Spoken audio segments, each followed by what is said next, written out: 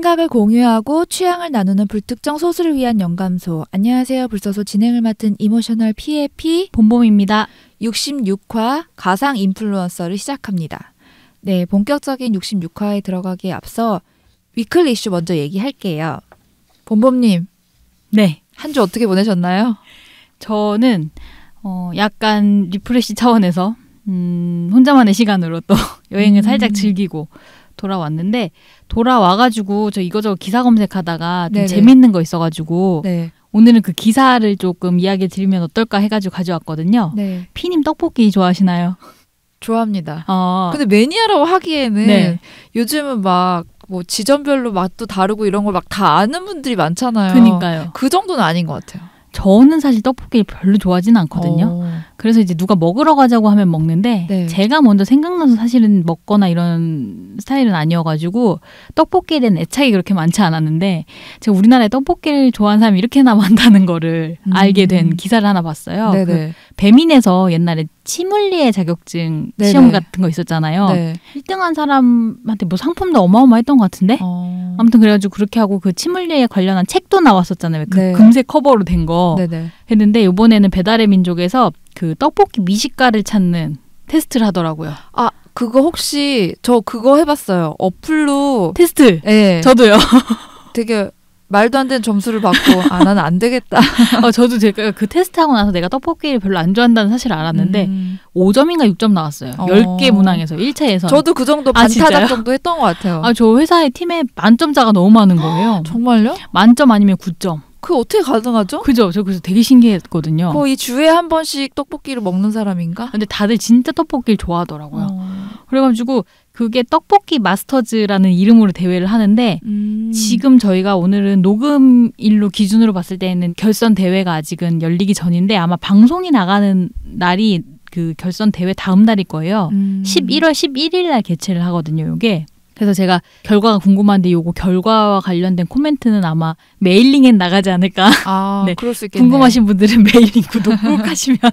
네네. 저희 금요 연감소 구독해주시면 되겠습니다. 네네. 그래서 이제 이게 방금 말씀드렸던 지금 피님도 하고 저도 해봤던 10문항짜리 온라인 예선이 1차 있었고, 그리고 서술형으로 3가지 문제를 주는 2차 예선도 이제 이미 진행이 됐대요. 그리고 저는 어차피 1차에서 떨어졌기 때문에 2차까지는 문제를 잘 모르는데 1차 문제에 있었던 게 그런 거 있었어요. 그 떡볶이의 발음 맞춤법이 뭐냐 뭐 이런 거 물어보는 거 있었고, 브랜드 로고 맞는 거 뭐 이런 거 찾는 것도 있었고.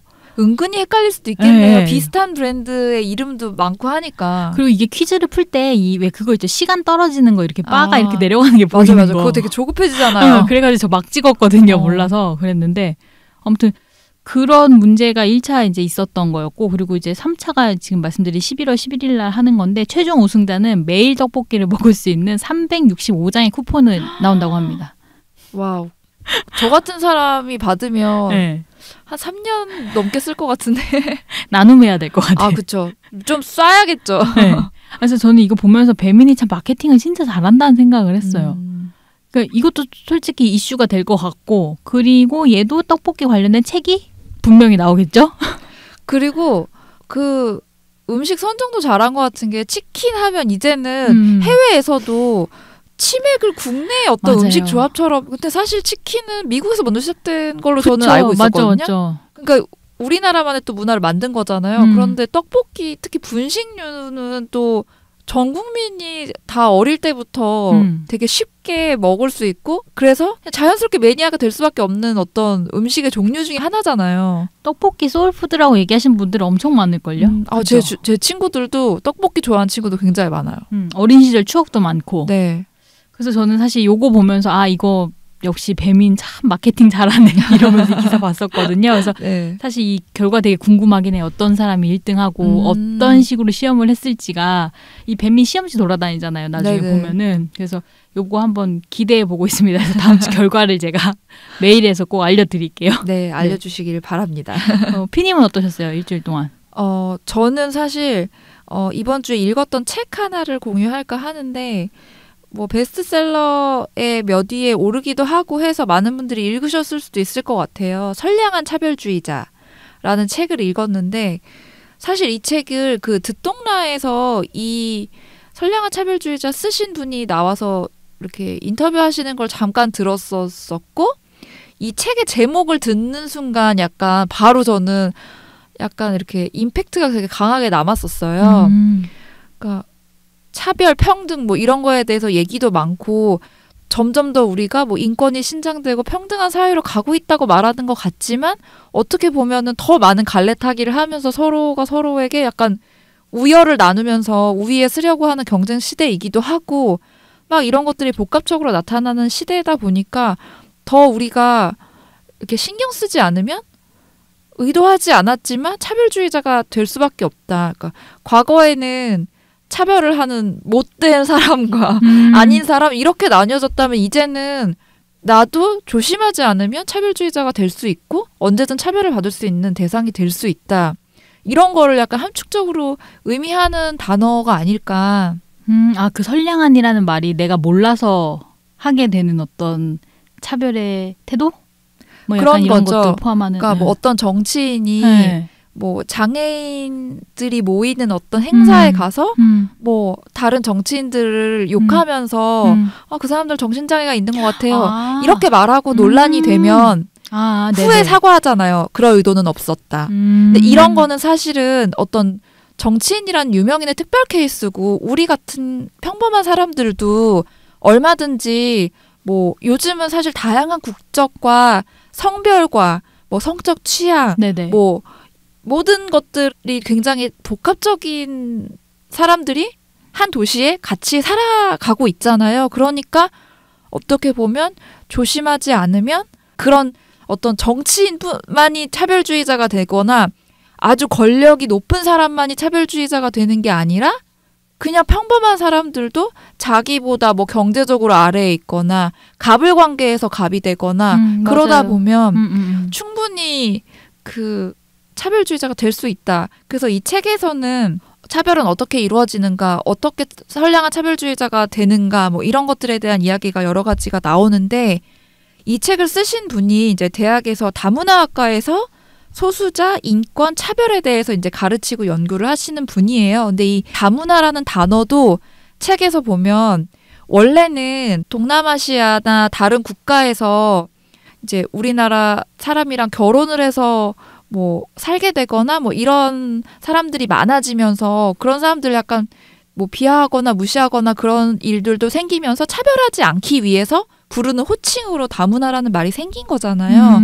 그러다 보니까 학교에도 다문화 가정의 아이들이 섞이는 거예요. 근데 우리는 그런 사람들을 한국 사람이라고, 그러니까 한국에서 나고 자라서도 한국 사람이라고 규정하지 않기도 하잖아요. 어떤 외모에 의한 부분도 있고 그러다 보니까 그래서 어느 초등학교에서 선생님이 다문화 남아 이렇게 말을 했다는 거예요. 그러면 다문화라는 말은 사실 차별을 하지 않기 위해서 만든 단어지만 결국에는 그 말을 듣는 사람한테는 굉장히 차별이 될 수 있다는 거죠. 사용하는 거에 따라서. 굉장히 상처가 될 것 같아요. 네. 그리고 뭐 개그 프로그램 같은 거에서도 뭐 인종을 비하하거나 어떤 분장을 하거나 이런 데에 있어서 이게 차별이냐 유머냐 막 이런 거에 대한 논란도 많잖아요. 근데 그 책에서 그런 얘기를 하더라고요. 누가 웃지 못하는가를 생각해 보면.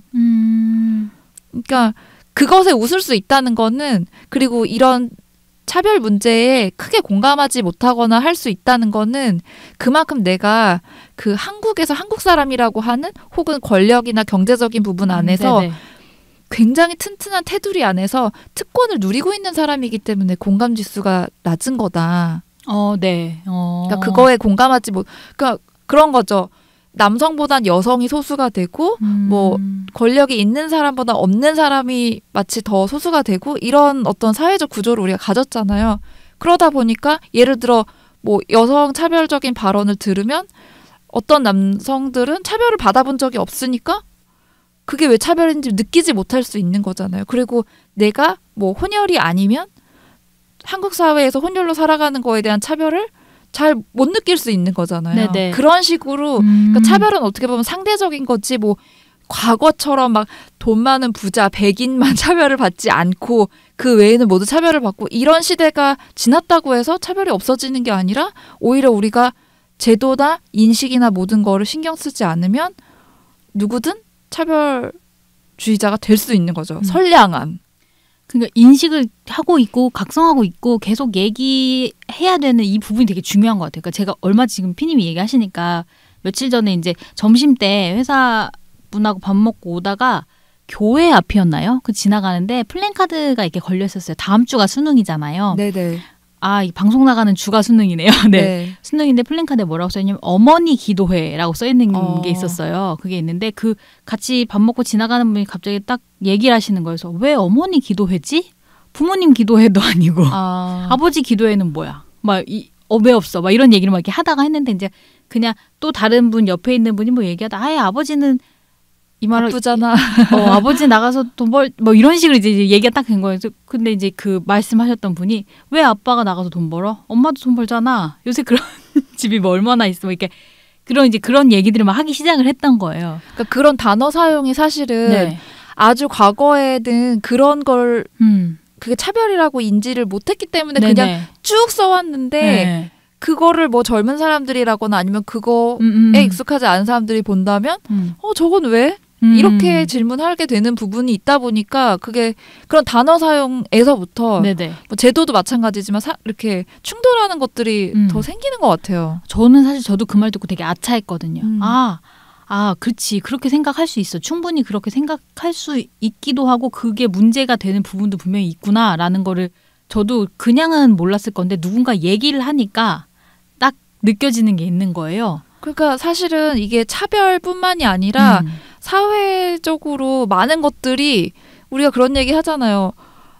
우리가 조금 더 뭐 한 십몇 년 전에는 그게 문제라고 생각을 못했던 게 지금에 와서 문제가 되는 그런 것들이 많잖아요. 네. 그러니까 이게 차별이라는 걸 기준으로 되게 뭐 사회 조직 안에서의 어떤 일들에서부터 뭔가 뭐 정말 성별, 가족, 네네. 뭐 이런 모든 것들의 요소에서 예전에는 그게 미처 인식이 다 깨어 있지 않아서 몰랐던 하지만 이제라도 알게 됐으면 바로 고쳐야 되는 그런 게 요즘 굉장히 많은 것 같아요. 맞아요. 알게 되면 고쳐야 되는 거. 그거 진짜 중요한 포인트인 것 같아요. 그리고 어떻게 보면 그 인간은 자꾸 내가 어디에 소속되고 어떤 사람이고 이런 정의를 내리고 카테고리화 시키고 싶어 하잖아요. 맞아요. 이제는 우리 사실 취향마저도 어떤 카테고리화 시키는 시대가 되다 보니까 어쩌면은 차별을 더 예민하고 섬세하게 왜냐하면 취향에도 약간 빈부의 차나 그걸로 우열화하는 현상도 저는 그 취향이 더 매력적인 게 될수록 더 그런 부분도 있다고 생각하거든요. 맞아요. 그러니까 모든 그 사회, 정치, 경제, 문화뿐만이 아니라 네네. 일상의 면면, 개인의 어떤 거에서 있어서까지 우리가 다 기준을 나누고 약간 우열화를 하다 보면 더 약간 뭐라고 해야 될까?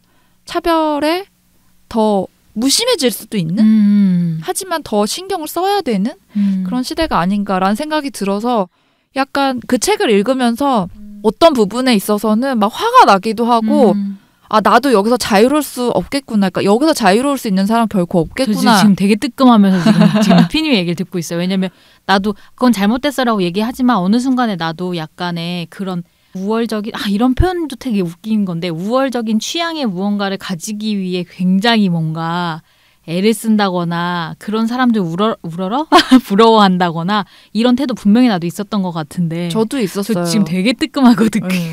그리고 이제 제도적인 것들도 아직 많이 갖추어져야 하는구나. 근데 이런 것들에 대해서 내가 좀 무관심했구나. 그런 생각이 들기도 해서 좀 더 그런 어떤 이슈가 있을 때는 조금 관심 있게 찾아보기도 하고 좀 그럴 생각을 좀 하게 만든 책이었어요.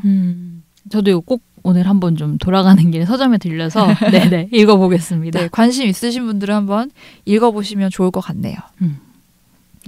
네, 위클리 이슈는 여기서 마무리하고요. 본격적으로 66화 가상 인플루언서에 대해서 이야기를 해보도록 하겠습니다. 말 그대로 가상 인플루언서는 인간이 아닌 가상의 인물인데 그 인물이 어떤 영향력을 가지게 되는 인플루언서가 되었다는 뜻을 가진 거죠. 그 요즘에 제일 핫한 분 있잖아요. 누구죠? 그 피님이 방송에서도 한번 유튜브 방송 때였나요? 이야기하신 분인데. 펭수님. 아주 너무 핫하던데요. 완전 슈퍼스타가 됐더라고요. 슈퍼스타. 그런 슈퍼스타가 없어요. 근데 가상의 존재는 사실은 되게 오래전부터 있어 왔잖아요. 근데 이런 펭수나 이런 요즘의 가상의 인플루언서를 바라보는 관점은 예전이랑 좀 달라진 게 아닐까 저 그런 생각 들거든요. 네네. 사실 뭐 마블 시리즈나 디즈니, 뭐 지브리의 캐릭터도 항상 인기는 되게 많았었어요. 아 그러네요. 근데 우리가 그런 사람들한테 방금 말씀하셨죠. 누구죠? 그분? 이렇게 표현하지 않았어요. 그러니까 인격처럼 대하지 않았다고요. 그러니까 인기 있는 캐릭터, 그들의 어떤 네네. 피규어를 사서 모으거나 매니아가 된다고 해서 그들을 어떤 인플루언서, 셀럽으로 바라보지는 않았다는 거죠. 그러네요. 나는 그 캐릭터를 좋아해라는 말은 해도 그쵸. 지금 우리가 그분이 누구죠라고 하는 것처럼은 안 했으니까. 그리고 뭐 조금 더 지나서는 뭐 영화 아바타에서의 아바타 뭐 이런 대상까지도 사실은 그렇게 인플루언서로 바라보진 않았었고 그죠. 그게 생각나서 되게 오래전인데 사이버 가수 아담 그게 이거 아는 분들은 저희 지금 나 나이 너무 많아 보이나?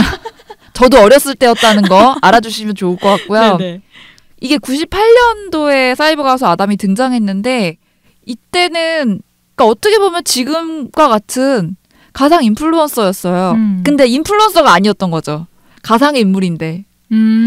오히려 이 문화가 익숙해지기 전이고 SNS는커녕 스마트폰 시대도 아니었기 그쵸. 때문에 인터넷이 막 활발해지는 타이밍에 저런 게 있어? 그냥 시대의 상징성, 인터넷 시대가 됐구나를 이렇게 상징적으로 보여주는? 시대의 상징성이라는 말이 맞네요. 그러니까 아담이 그때 무슨 음반도 내고 그랬었는데 그게 막 인기를 끌진 않았잖아요. 펭수처럼. 아담 팬사인회하고 그러지 않았잖아요. 그래서 그냥 해프닝처럼 지나갔던 거지만 그런 것들이 쌓여서 시대가 지나게 되니까 이제는 그 뭐 가상의 뭐 VR에 있는 존재나 홀로그램, 인공지능 로봇들에게도 약간씩 이제 감정을 부여하고 나를 대입하고 이런 부분들이 생기니까 그런 거에 정점으로 잘 보여주는 어떤 사례로 나타난 게 핵 인싸의 펭수가 아닐까 그런 생각이 드는 거예요. 저는. 다들 펭수를 존재를 요즘 워낙 많이 나오니까 알고는 계시겠죠. 펭수가 저는 이 스토리도 너무 참 되게 재밌었던 게 남극에서 네네. 스위스를 거쳐서 서울로 헤엄을 쳐온 EBS 연습생 10살입니다. 요즘은 다 그런 게 필요하더라고요. 그러니까 스토리텔링이 출신, 네네네. 출신, 뭐 나이, 뭐 이런 것들을 다 규정을 하더라고요. 키도 뭐 2m인가 그러지 않나요? 그랬던 것 같아요. 아니 그 TV에도 많이 나오더라고요. 그 저기 나왔었죠. 마이리틀 텔레비전 마리텔이 나왔었어요. 도티랑. 네네. 그것도 나왔고 요즘에 그거 해요. 정글의 법칙 나레이션 해요. 아니 그래서 제가 되게 웃겼던 게 제가 그 팟캐스트 중에 그 SBS 뉴스 채널 팟캐스트 되게 즐겨 듣는데 거기도 이제 매주 한 번씩 업데이트가 되거든요. 거기에서 그 나온 패널들 기자들이 얘기를 하는데 펭수 얘기가 나온 거예요. 펭수가 SBS 그 정글의 법칙 나레이션 녹음하러 방송국에 왔던 거예요. 네네. 그날 펭수가 등장한 날 SBS 방송국의 그 직원분들이 사진을 찍으려고 엄청 몰렸었대요. 근데 또 펭수가 이 쇼맨십 뭐라고 해야 되죠? 이게 되게 매너가 너무 좋아가지고 네. 자기를 뒤에서 몰래 찍으려고 하는 사람들이 있는 걸 알면 뒤돌아서 막 손도 들어주고 이렇게 해준 거예요. 그러니까 사람들이 매너가 너무 좋다고 펭수님이. 아니 저는 인상적이었던 게 한동안 라디오 투어를 했어요. 맞아. 방송사별로. 근데 막 그런 무슨 아이돌 DJ가 진행하는 그런 라디오가 아니라 양희은 씨나 서경석 씨가 정말. 진행하는 그런 데도 나와서 근데 그 DJ분들이 너무 이 펭수를 인격체로 대하잖아요. 존중해주는 거예요. 그쵸, 맞아. 근데 사람들이 그걸 되게 좋아하는 거예요. 그러니까 펭수를 무시하거나 캐릭터라고 해서 막대하지 않고 존중해서 그러니까 나이가 되게 있으신 분이 그렇게까지 펭수를 막 대접하는 게 맞아. 되게 흥미로웠고 그리고 얼마 전에는 그 외교부 홍보 영상을 찍으러 갔다가 네. 강경화 장관을 마주쳐서 정말요? 같이 찍힌 사진이 또 있더라고요. 이거 찾아봐야 되겠다. 아니 장관이랑 사진을 찍는 저 펭수의 존재의 어떤 의미는 무엇일까? 아니 그러니까 근데 이 타이밍에 제가 그 탈 안에 있는 그 사람의 존재가 궁금하다고 하면 난 되게 옛날 사람일 것 같은 거예요. 이 펭수라는 캐릭터를 펭수로만 봐야 되는데 그런 게 있는 것 같아요. 저도 사실 누가 들어가 있길래 그러니까 왜냐하면 거의 지금 연예인처럼 활동을 하잖아요. 인터뷰도 하고 맞아요. 팬미팅도 하고 하는데 그러면 이걸 잘 대처하는 능력이나 캐릭터를 가져가는 것도 되게 중요하잖아요. 그래서 어떤 인물이 저 안에 있길래 그럴까 저도 궁금하긴 한데 요즘의 가상 인플루언서의 어떤 대세는 그냥 그 신비로움이나 그 캐릭터를 그 자체로 그냥 볼 뿐이지 안에 진짜 사람이 누가 들어있어를 맞아. 중요하게 여기지 않는다고들 하더라고요. 그렇죠. 이제 더 이상 사람이냐 사람이 아니냐가 사실은 중요한 게 아니라 진짜 하나의 인격체처럼 모두가 다 여기고 그리고 되게 일상에서 익숙하게 요즘에는 펭수라는 말이 그냥 이게 당연하게 나오고 그 사람의 유튜브를 보고 막 이렇게 하잖아요. 그러니까 진짜 지금 피님 말씀하신 대로 시대의 상징성의 의미가 확실히 점점 달라지고 있는 것 같기는 해요. 이게 더 체감되는 부분이. 근데 이게 SNS도 그렇고 유튜브 같은 그런 것도 그렇고 우리가 접할 수 있는 플랫폼이 지금 너무 다양하잖아요. 네. 저희뿐만 아니라 뭐 다른 저희보다 조금 더 어린 분들의 세대에서는 더 당연한 어떻게 보면은 흐름인 것 같고 그럴 수 있을 것 같아요. 이제 솔직히 가상현실 구분하는 것 자체가 되게 어떻게 보면 무의미해지는?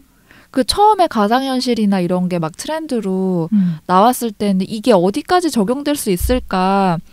뭐 인공지능 로봇 같은 게 나온다고 해도 인간에 대한 친숙함을 대체할 수 있을까?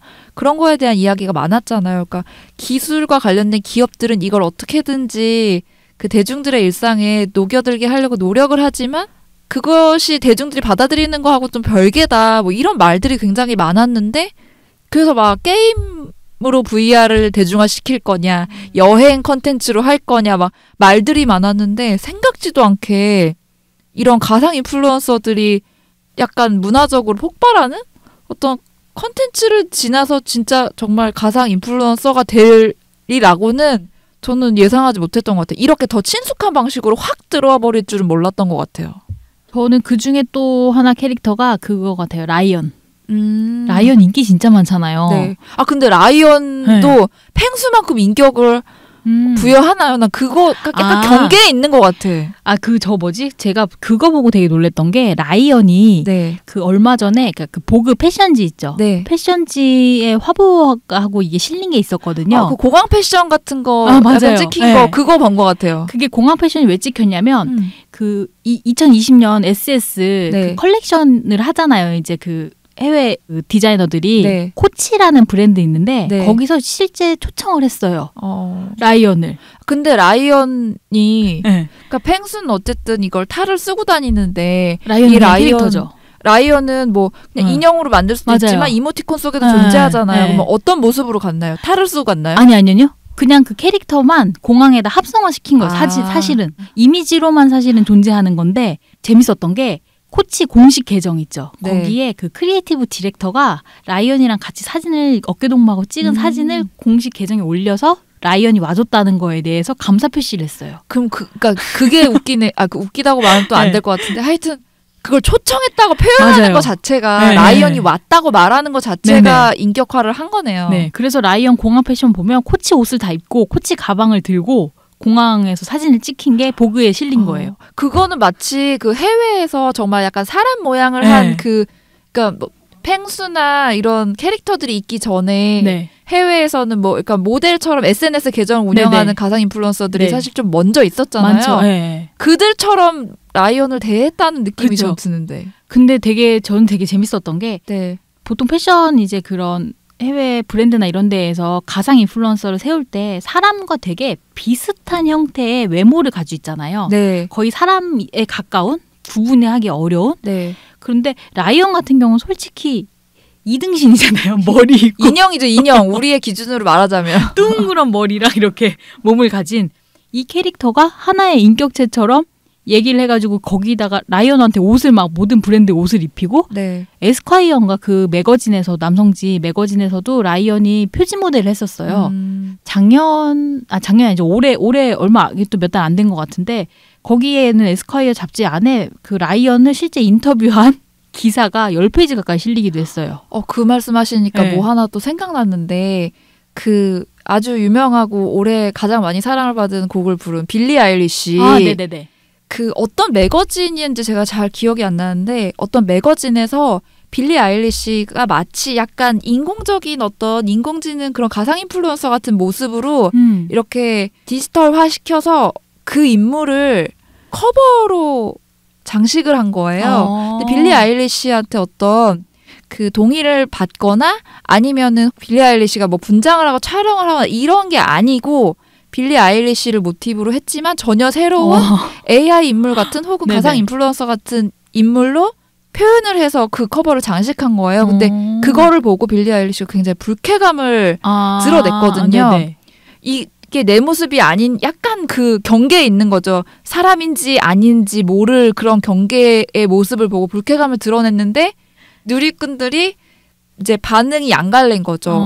이거 빌리 아일리시한테 허락을 받고 했었어야지 이렇게 하면 되냐라는 쪽과 이걸 그렇게 반응까지 하는 건 좀 과한 표현 아니야? 넌 유명인이고 뭐 그렇잖아. 이렇게 받아들이는 쪽과 의견이 굉장히 분분하더라고요.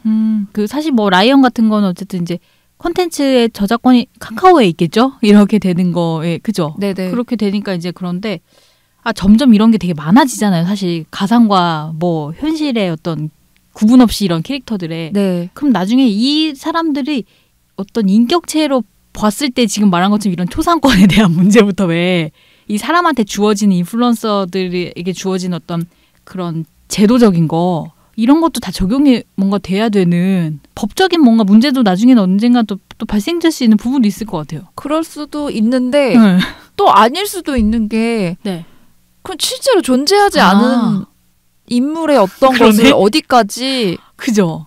근데 뭔가 이런 게 언젠가는 되게 이슈가 될 부분들이 있을 것 같은 거예요. 그렇죠. 전 사실은 지금 되게 막 요즘에 관심 가져서 되게 보는 그런 부분 중에 하나도 로봇 관련된 것도 사실 전 좀 그렇거든요. 로봇 윤리 관련된 이 부분도 언젠가 그러니까 로봇도 인격체로 볼 것인가 아닌가에 대한 그 기준이 있잖아요. 왜냐면 점점 로봇은 지금 학습을 해가지고 어떻게 보면 사람에 가까운 어떤 지능을 막 이제 점점 가져가고 있는데 그럴 수 있겠네요. 근데 그런 거죠. 이 만든 사람이 대부분 어떤 사건이나 사고는 의학적인 것도 그렇지만 그러니까 아까 선량한 차별주의자도 마찬가지지만 의도하지 않았지만 미처 거기까지 생각하지 못했던 부분들에 의해서 사각지대에 놓인 누군가 피해자가 발생할 수 있는 문제?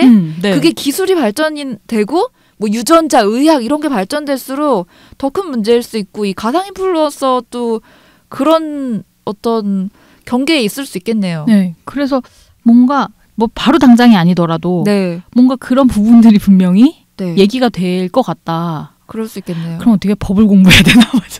근데 그게 기존에 없던 존재로 그쵸. 인해서 나타나는 새로운 문제이기 때문에 분명히 법은 그 테두리를 다 포함시킬 수 없을 수 있어요. 그렇죠.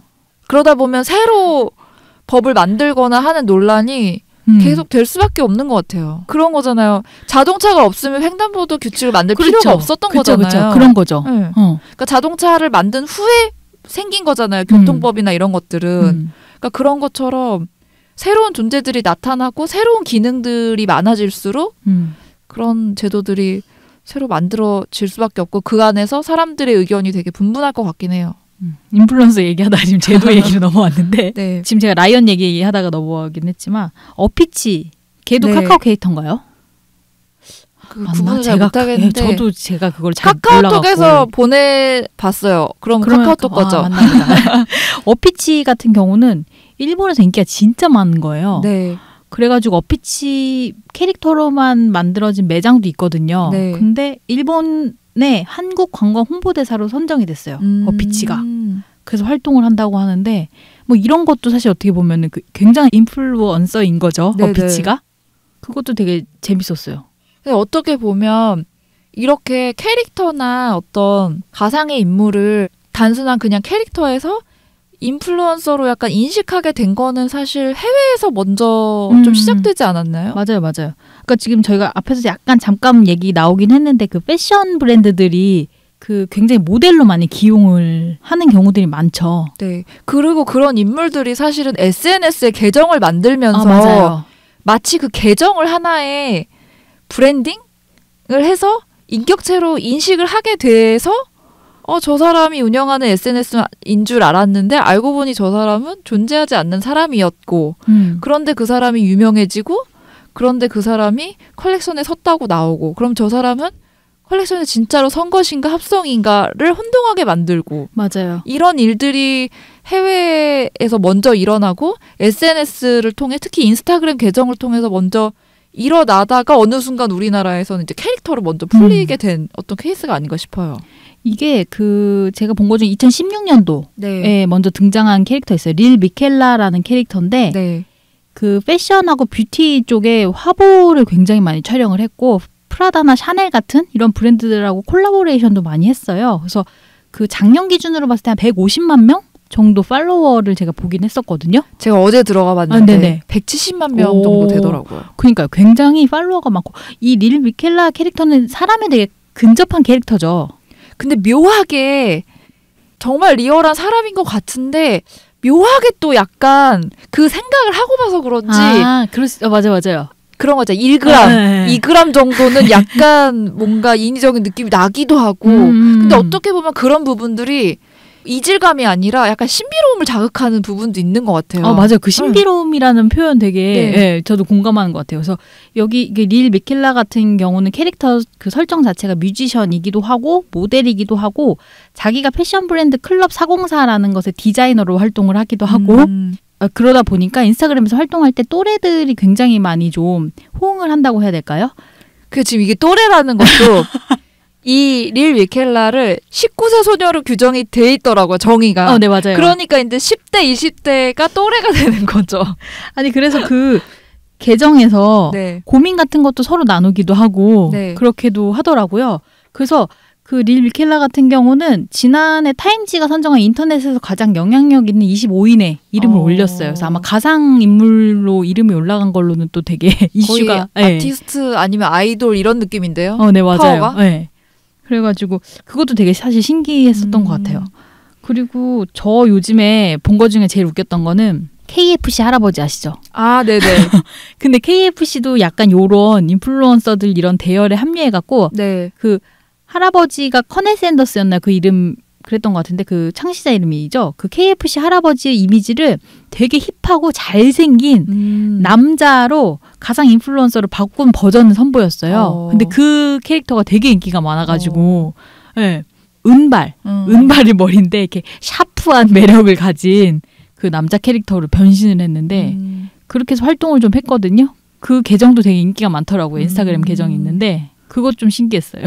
저는 그 아까 말씀하셨던 그 릴 미켈라가 거의 최초의 가상 인플루언서처럼 얘기되고 있기도 한데 그 제작사가 스타트업 기업인데 굉장히 뭐 실리콘밸리에서 굉장히 거액을 투자받았다 뭐 이런 얘기도 있더라고요. 그래서 좀 찾아보니까 릴 미켈라 이후에도 뭐 버뮤다, 블로코 이런 또 다른 가상 인플루언서를 내놓은 거예요.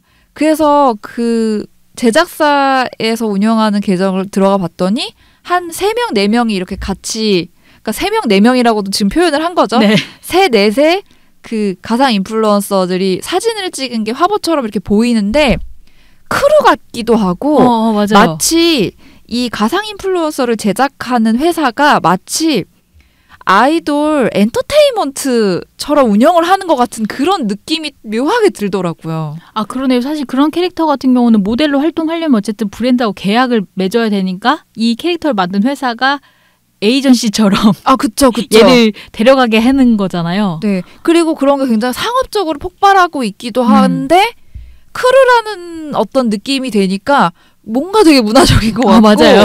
되게 일상으로 확 침투한 것 같고 뭔가 그냥 뭐 래퍼들 이렇게 같이 사진 찍은 것처럼 약간 그런 뉘앙스가 느껴지기도 하더라고요. 아니 그들 캐릭터도 있고 또 유명한 캐릭터 중에 그 슈두 이 캐릭터도 제가 많이 봤던 것 같아요. 이 캐릭터도 되게 유명해가지고 약간 흑인 여성 모델처럼 맞아요. 생긴 되게 매력 있어요. 저 근데 되게 여러 번 볼 동안 가상 인플루언서라는 걸 전 진짜 눈치채지 못했던 것 같아요. 맞아요. 슈두는 그리고 남자친구 캐릭터도 있거든요. 네. 남자친구 이름이 마고였나요? 있었는데 남자친구도 그 비슷한 이제 외형을 가진 분으로 막 오늘 극존칭 막 나오죠. 네. 제가 이 슈두 캐릭터는 18년도 여름에 그 럭셔리 브랜드 발망이라는 브랜드 모델로 쇼에 나왔던 게 있었거든요.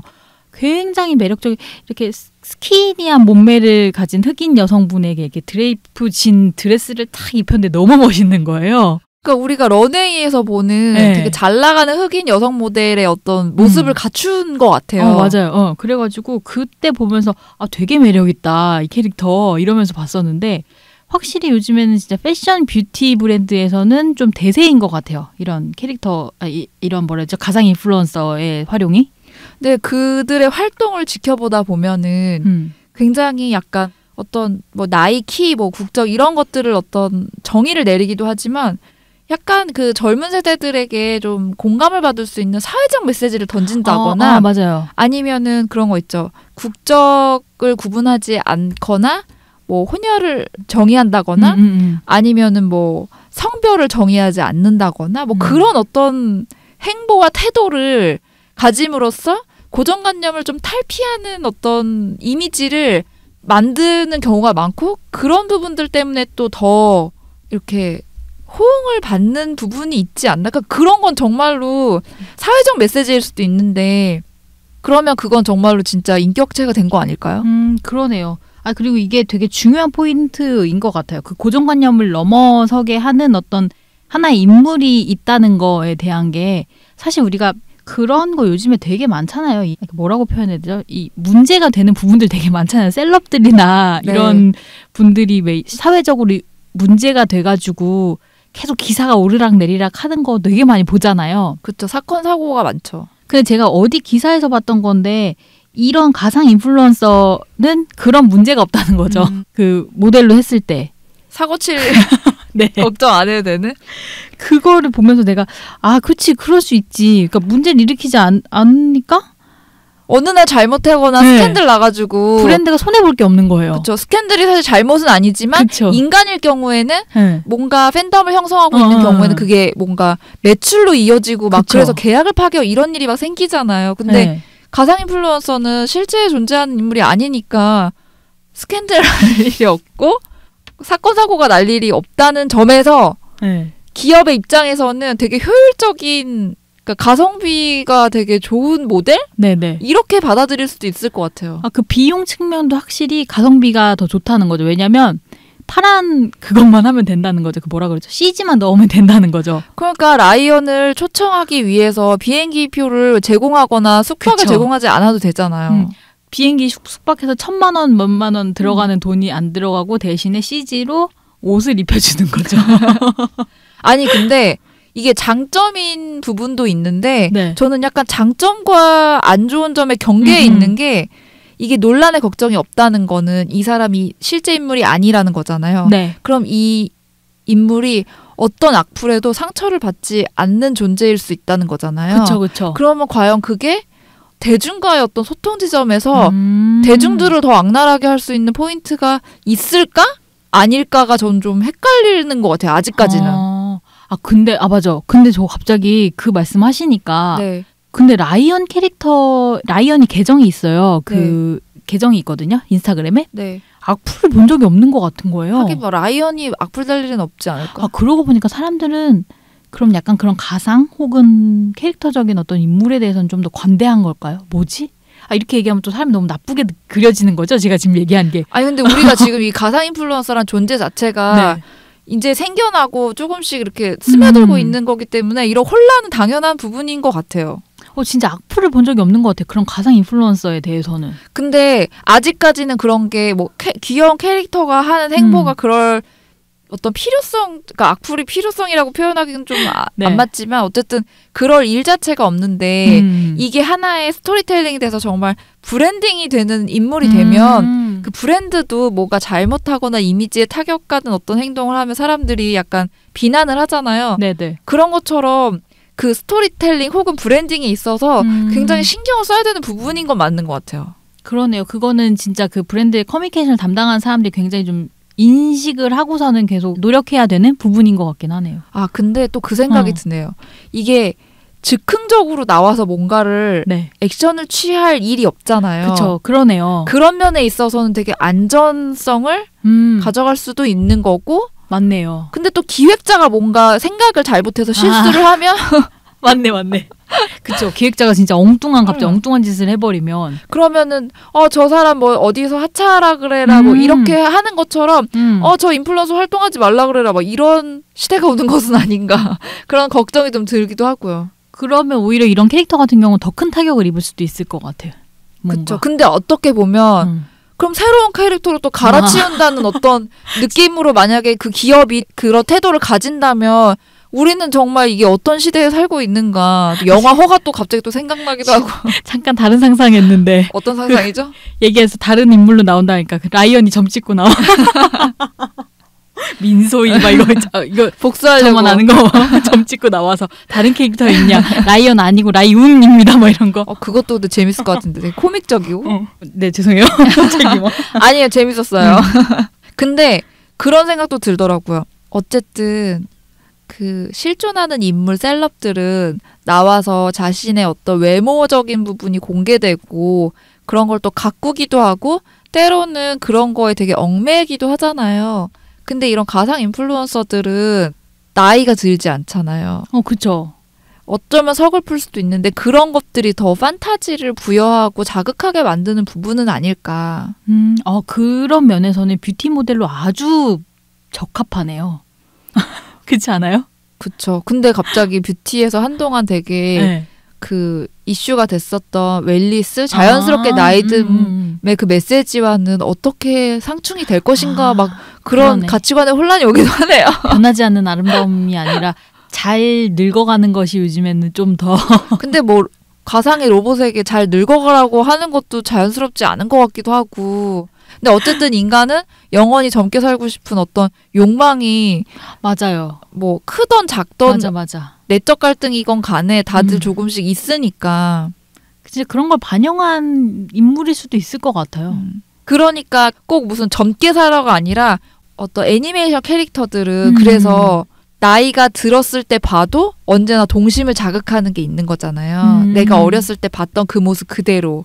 근데 내가 나이 들고 보니 또 다른 모습이 약간 어린 왕자도 생각나고 오늘 약간 화두가 날뛰는데 하여튼 굉장히 뭔가 가상 인플루언서가 우리에게 주는 어떤 이미지에 대해서 되게 다양한 생각들을 하게 되는 것 같아요. 아니 그리고 지금 이제 이 사람과 되게 비슷하게 생긴 형태의 가상 인플루언서 말고 펭수나 라이언 같은 이런 캐릭터는 사실 어떻게 보면 되게 캐릭터잖아요. 그러니까 네. 이게 사람의 모습이 아닌 어떤 모습이 사람의 행동을 하는 것에서 사람들이 되게 즐거움을 느끼는 포인트가 있는 거 있잖아요. 네.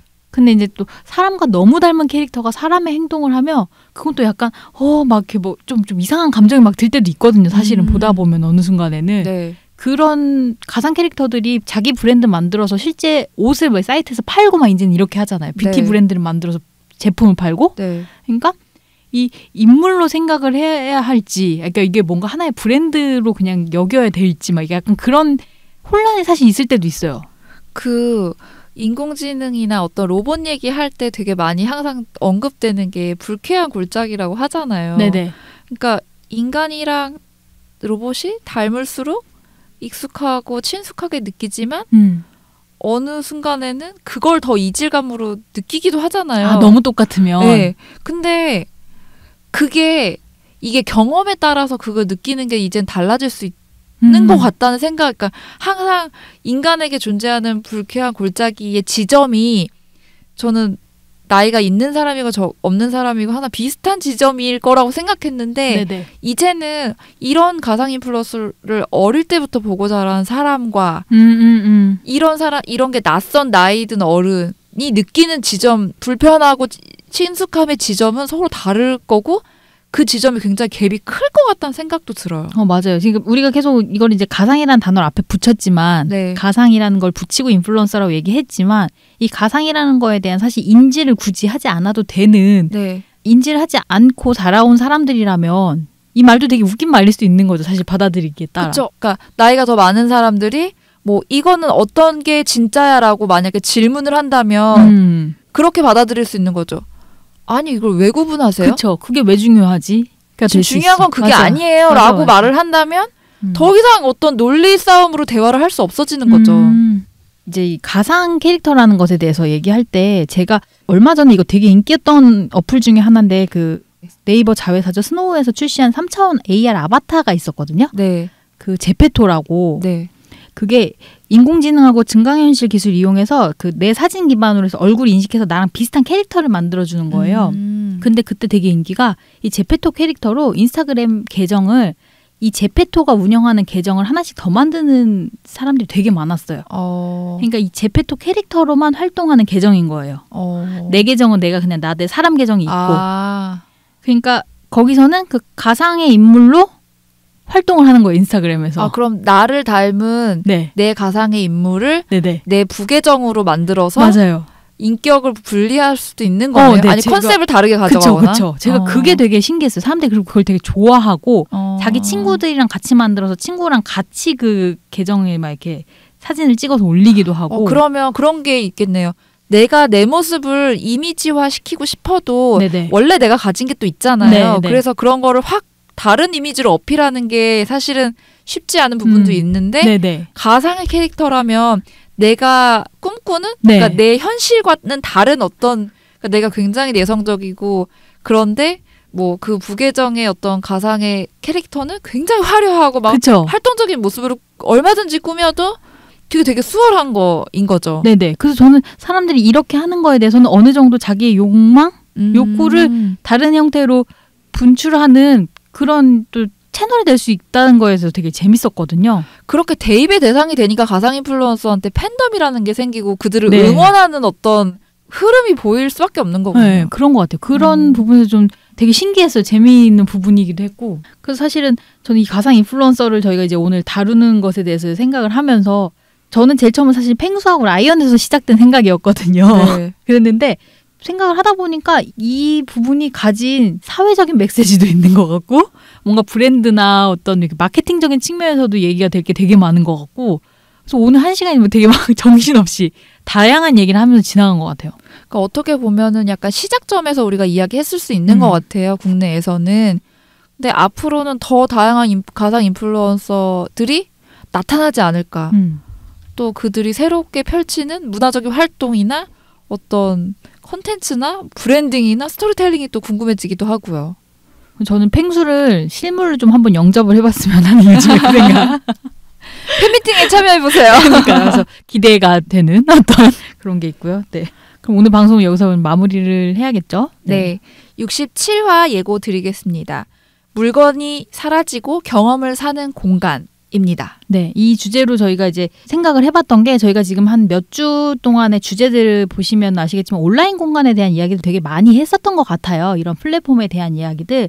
그럼 오프라인은 어떻게 변하고 있지? 라는 의문을 저희가 조금씩 가졌는데 사실 오프라인에서 요즘에는 경험을 사고 파는 것들에 대한 이야기가 되게 많잖아요. 네. 그래서 그걸 한번 다뤄보면 좋겠다라는 생각으로 이 주제를 정하게 됐죠. 네. 그래서 다음 주에는 리테일 공간에 대한 이야기를 해보도록 하겠습니다. 불소소는 팟빵, 팟캐스트, 유튜브, 네이버 오디오 클립 채널을 통해 공개됩니다. 인스타그램, 네이버 블로그에도 계정이 있고요. 검색창에서 불소소 검색해 주시면 됩니다. 관련 댓글 외에도 메일로도 사연 받는데요. 메일은 ideal-list@네이버.com으로 사연 주시면 됩니다. 생각을 공유하고 취향을 나누는 불특정 소수를 위한 영감소 66화 가상 인플루언서를 마치겠습니다. 지금까지 이모셔널 P의 P 봄봄이었습니다. 안녕히 계세요.